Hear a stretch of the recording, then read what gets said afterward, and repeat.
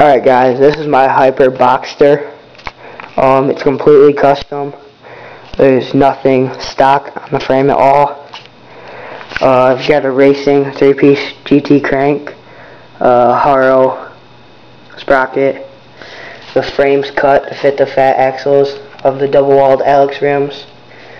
Advent seat post, S&M handlebars, Fusion gooseneck, Powerlight fork, Odyssey pedals, and it's extremely light and extremely rare. You can look them up on Google and you won't find one. Yeah, so that's pretty much it. I also have this bike for sale. It's a Next flat spin. You're retarded if you want it because it's a piece of crap. Yeah. My next bike is my friend's bike.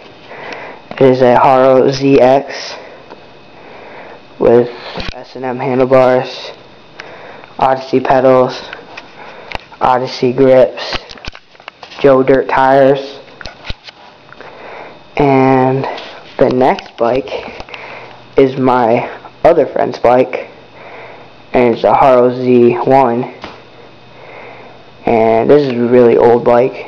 I don't know even how to explain it. Got the one piece on it still. Horrible. Alright, that's my bike, and thanks for watching.